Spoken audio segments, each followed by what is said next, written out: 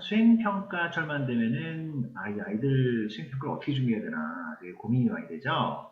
저희 국풍 EI 목동관에서는 어떻게 이 수행평가를 준비하고 있는지 말씀을 드리도록 하겠습니다. 일단 저는 한상준이고요. 지금 현재 영어 팀장 맡고 있습니다.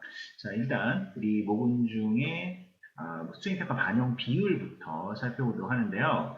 현 시점에서는 아직 2020년 반영 비율이 나오지 않았습니다. 하지만 지금 어차피 모금중은 중간고사에 영어가 없거든요. 네, 그렇게 본다면은 작년과 올해는 거의 똑같을 것이다 라고 판단이 됩니다.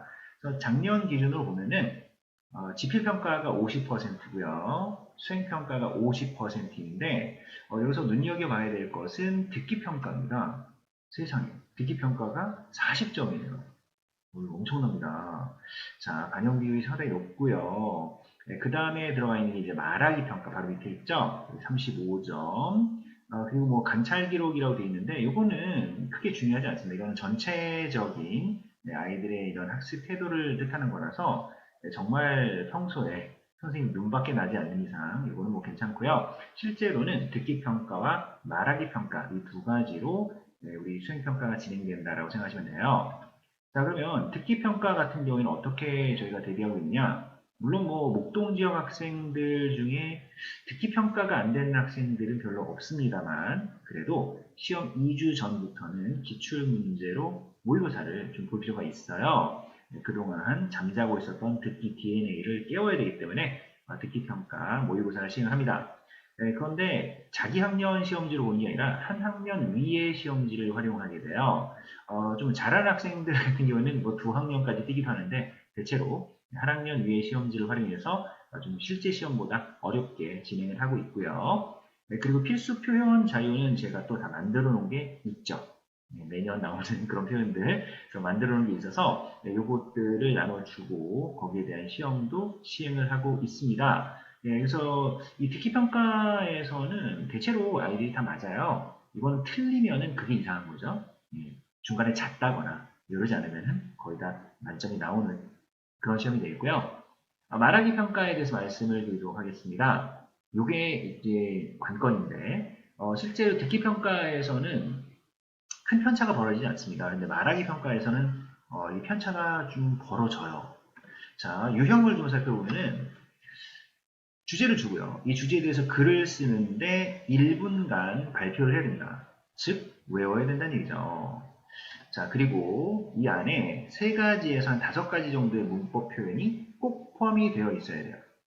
그런데 이거를 평소에 그냥 준비 안 하고 이 수행평가를 보게 되는 학생들은요. 일단 글을 제대로 안 써요. 글 자체도 막 틀려 있고 그리고 본인이 보통 이제 아이들이 글쓰기 귀찮으니까 그냥 비슷한 주제 인터넷에서 긁어다가 뭐 제출하고 하는데 그러면은 본인이 쓴 글이 아니기 때문에 이게 외워지지 않습니다. 1분 이내 발표가 안 되죠. 꼭 넘어가거나 한참 모자르거나 이렇게 되고요.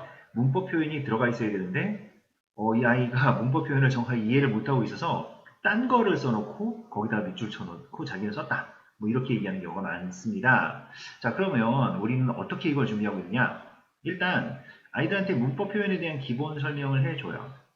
뭐 투부정사를 넣어라, 관계대명사를 넣어라. 그러면 최소한 그게 뭔지는 알아야 될 거 아니에요. 그래서 기본 설명을 짤막하게 아이들한테 합니다. 그러고 나서 자유롭게 글을 쓰게 놔둬요. 주제를 주고 나서 네 맘대로 글을 써봐라 라고 글을 제가 좀 아이들한테 요구를 하고요. 세 번째 과정은 이제 문법 표현이 제대로 들어갔는지 확인을 해야 됩니다. 말씀드렸지만 아이들이 이 A라는 문법 표현을 제가 분명히 설명했는데 꼭 B를 써놓는 그런 경우가 있어요. 제대로 이해를 못한 거죠. 네, 그래서 문법 표현이 다른 게 들어가 있는 경우가 많고 또는 같은 거를 두 개 밑줄 쳐놓은 친구도 있고요. 네, 여러 가지가 있습니다. 그래서 제대로 들어가는지를 확인을 합니다. 없는 경우에는 이제 제가 수정하고 보완을 해야 되겠죠. 네, 그러고 나서 이제 전체적인 규정을 좀 해야 됩니다. 뭐 관사를 빼먹었다든지, 3인칭 단수인데 일반 동사에 S라 붙였네, 뭐 이런 기본적인 실수들 있잖아요. 이런 것도 잡아냅니다. 그리고 표현을 썼는데 이건 정말 원어민들이 전혀 쓰지 않는 어색한 표현들인 경우에 또 수정을 해줘야 되겠죠. 그러고 나서 이제 암기를 시킵니다. 남이 쓴 글은 사실 잘 암기가 안 돼요. 근데 아이들이 뭐 바보가 아닌 이상 본인이 쓴 글, 내 머릿속에서 나온 글, 그거는 웬만하면 암기가 됩니다. 네, 이게 아주 긴 글이 아니라서 암기를 충분히 할 수가 있고요. 그러고 나서 다음 과정이 중요한데 저는 이걸 시켜요. 한 사람씩 앞으로 나오게 시킵니다. 그래서 1분간 제가 타이머를 재겠죠? 타이머를 재면서 1분간 교실 앞에 서서 말하기를 시켜요. 교실 앞에 서서 말하는 거랑 혼자 말하는 거랑 완전히 다릅니다. 왜? 아이들의 얼굴을 보는 순간 웃음이 터져 나오죠. 그리고 또 이상한 아이들이 있어요. 앞에서 원숭이 흉내를 막 내고 아이들 웃기려고 막 하는 친구들, 별 희한한 친구들이 있어서 이걸 해봐야 됩니다.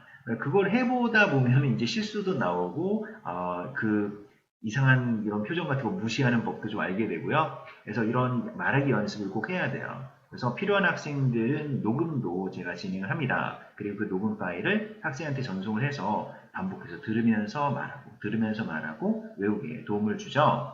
그런데 이렇게 해도 안 되는 친구도 있습니다. 꼭 있어요. 아무리 해도 얘는 이게 1분 안에 이게 안 되고 외우질 못하고 그런 학생들이 있어요. 이런 경우에는 아예 녹화를 진행을 합니다. 캠코더로 저희 빈 교실 가가지고 캠코더 따로 불러서 녹화를 해버려요. 그래서 그 녹화한 화면을 아이하고 같이 보면서 이러면 안 되지 않니? 저거는 저래야 되지 않겠니? 이런 것들을 설명을 해주고 그 녹화 파일도 아이한테 전송을 해주죠. 그래서 이렇게 이제 평가를 하게 되면은 웬만하면은 만점 가까운 성적, 뭐 만점이나 뭐 약간 떨어지는 성적 이 정도가 나오게 됩니다. 이거는 이제 지난 작년에 저하고 했던 한 학생의 음성 파일인데요. 한번 들어보겠습니다. We know that all these things are part of Japan's plot to amend the constitution in order to turn the self-defense forces into normal military. 되게 짧은 클립이지만은 이 학생이 얼마나 연습해서 힘을 주어서 강조할 때 강조하고 또 버릴 때 버리고 이렇게 말하고 있는지 알 수가 있죠. 만점이에요. 뭐 이런 학생이 만점이 안 나오면 말이 안 되는 것이죠. 자, 그래서 이런 식으로 아주 완벽하게 저희가 말하기 평가까지 준비를 합니다. 그래서 전체적으로 영어 같은 경우에는 지필 평가가 50, 수행 평가가 50이기 때문에 실제 듣기 평가, 말하기 평가는 중간고사라고 생각하고 접근하는 게 좋아요. 그 중에서도 다시 말씀드리지만 듣기 평가는 거의 대부분의 학생이 만점이 나오기 때문에 말하기 평가에서 거의 성적이 판가름이 나게 됩니다. 이 말하기 평가를 저희가 어떻게 준비하고 있는지 보여드렸고요. 뭐 감상하셨지만 성적이 안 나올 수가 없는 그런 환경이라고 생각하시면 되겠습니다. 자녀들 맡겨주시면 열심히 지도하도록 하겠습니다. 감사합니다.